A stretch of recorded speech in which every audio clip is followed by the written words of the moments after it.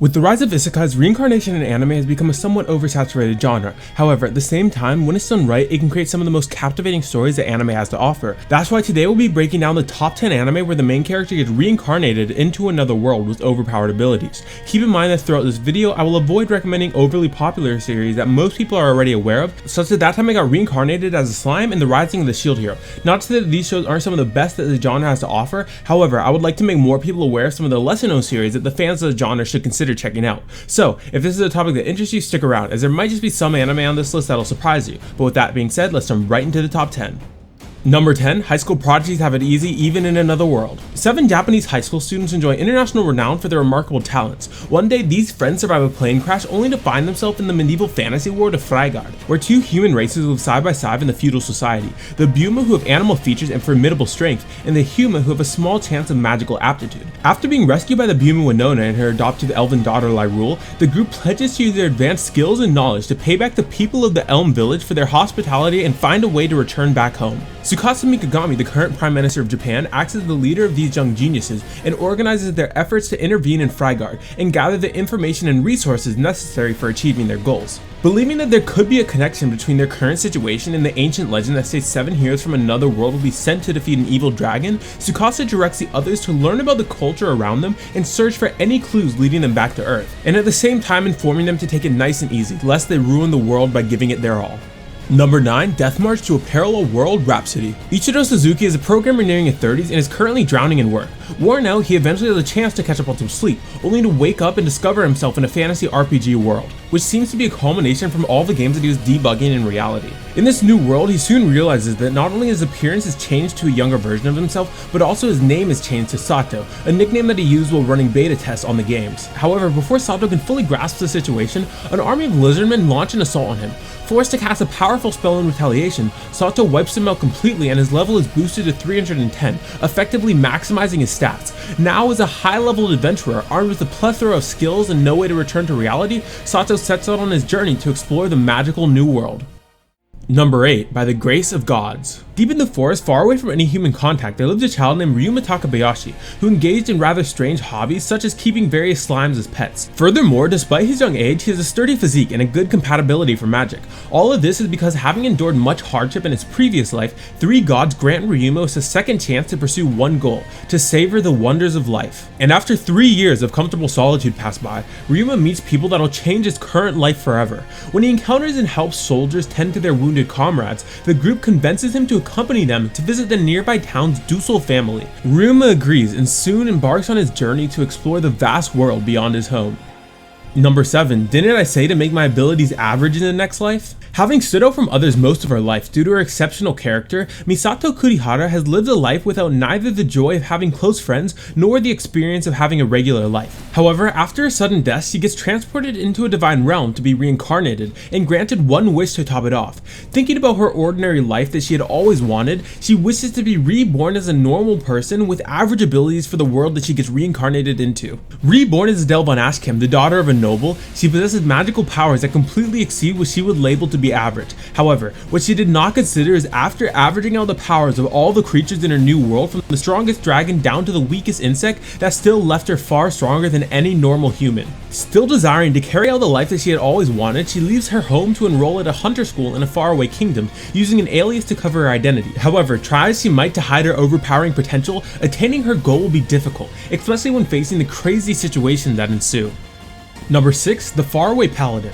Born into a new world after a life of stagnancy, Will awakens to see the face of a skeleton, a ghost, and a mummy. Living in the ruins of a city long fallen, the 3 raise Will as their own. The skeleton Blood teaches him how to fight, the ghost Gus teaches him magic, meanwhile the mummy Mary teaches him religion and responsibility, and above all, the 3 teach him the bonds of family. As Will grows up, he learns about the world that he was born into and prepares for the day that he must finally set out on his own. And for Will, this journey includes a lifelong promise. At their coming of age ceremony, every adult is required to swear an oath to a god of their choice, with the strength of their pledge affecting the degree of their sworn god's blessing. Now, with his departure approaching, Will must prepare to accept the truths of his undead guardians and embark into a world that they don't even know the state of, and thus taking his first steps as an adventurer in this new fantasy world that he now lives in. Number 5. How not to summon a Demon Lord. When it comes to the fantasy MMORPG Cross Reverie, none can match the power of the Demon King Diablo. Possessing the game's rarest artifacts in an unrivaled player level, he overpowers all foolish enough to confront him. But despite his fearsome reputation, Diablo's true identity is Takuma Sakamoto, a shunning gamer devoid of any social skills. Stuck defeating hopeless challengers day by day, Takuma cares about nothing else but his virtual life. That is until one day a summoning spell suddenly transports him into another world where he has the appearance of his avatar Diablo.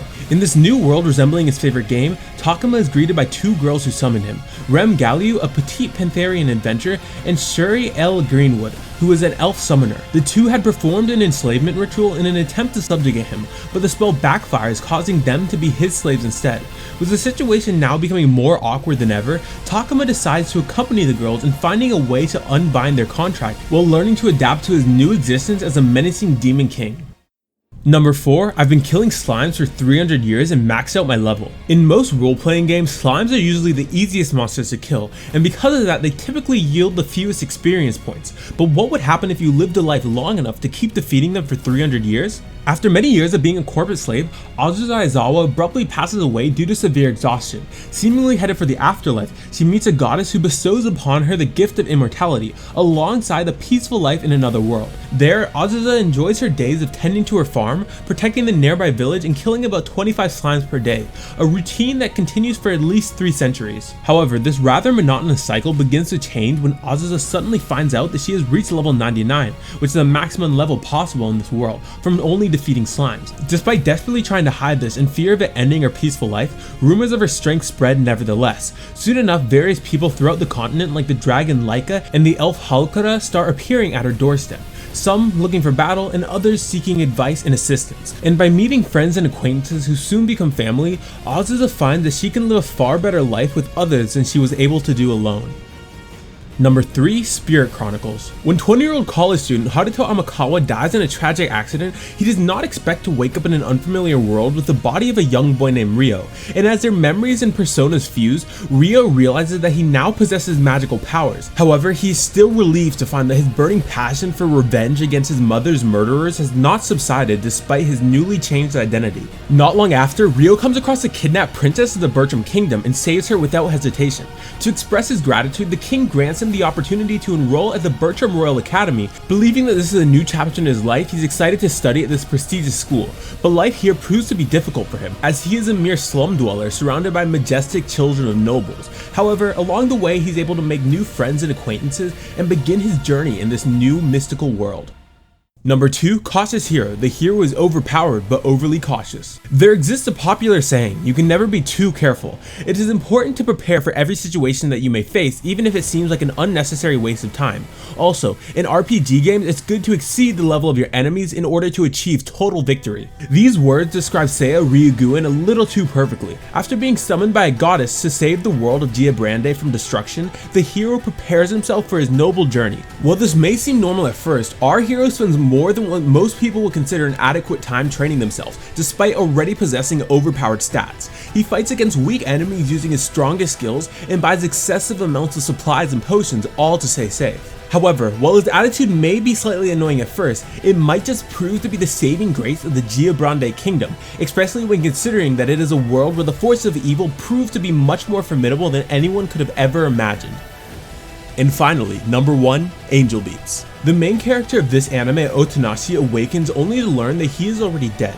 A rifle-toting girl named Yuri explains that they're in the afterlife, and Otonashi realizes that the only thing that he can remember about himself is his name. Yuri then tells him that she leads the Shendai Seki Sensen, also known as the Afterlife Battlefront, and wages war against a girl named Tenchi. Unable to believe Yuri's claim that Tenchi is evil, Otonashi attempts to speak with her, but his encounter does not go as he intended. Otonashi then decides to join the SSS and battle against Tenchi, but he finds himself oddly attracted to her, all the while trying to regain his memories and understand more about this mysterious girl, and as the battle wages, he gradually unravels the mysteries of the afterlife. Well, there you have it, my list of the top 10 anime where the main character gets reincarnated into another world with overpowered abilities. So, if you made it to the end of this video and enjoyed it or found it helpful, consider hitting the like button and subscribing to my channel to stay updated with future anime recommendations. In addition to that, if you have any genres that you would like for me to cover in future videos, let me know down in the comment section. But until next time, signing out.